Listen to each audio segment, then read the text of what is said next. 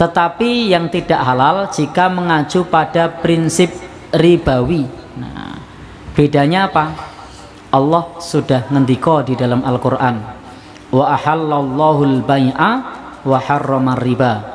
Allah halalkan jual beli dan haramkan riba. Riba itu prinsipnya uang melahirkan uang. Nah, kalau jual beli, uang menjadi barang, menjadi uang, maka hasilnya itu halal. Ada orang butuh sepeda motor, BMT belikan sepeda motor.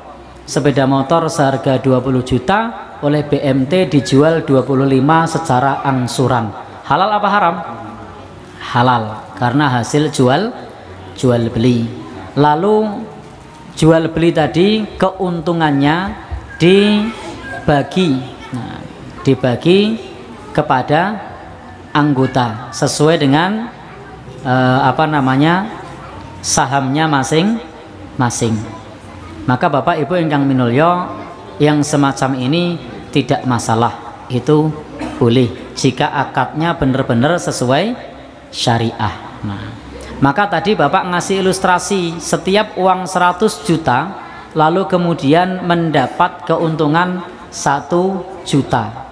Kalau ilustrasi yang Bapak berikan, maka menika termasuk riba. Kenapa? Angkanya flat. Mestinya kalau bagi hasil angkanya fluktuatif, kadang naik, kadang turun. Tapi kalau angkanya flat, setiap 100 juta pasti 1 juta, maka ini patut dicurigai riba. Karena kalau sistem bagi hasil, mesti hasilnya tiap bulan tidak sama, kadang naik, kadang turun, tidak mungkin sama. Kemungkinan sama itu ada, tetapi kecil. Kalau flat selama bertahun-tahun kok segitu terus, maka patut dicurigai itu riba.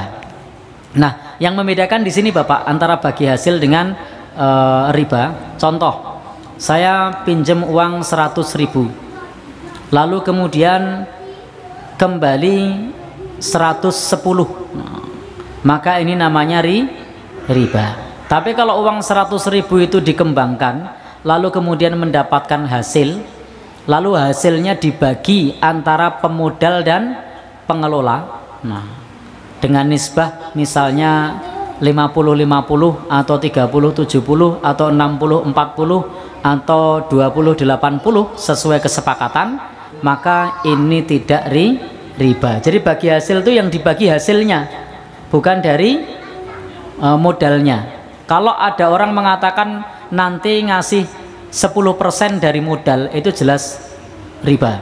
Harusnya 10% dari hasil. Uang 1 juta lalu ngasih 10% dari 1 juta, berarti 1 juta 100. Riba apa bukan? Riba.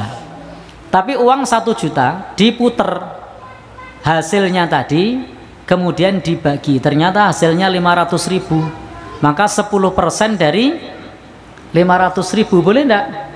Boleh. Karena 500.000 tadi bukan modal, 500.000 tadi hasil, namanya juga bagi hasil. Tergantung kesepakatan berapa persen dari hasil sejak awal.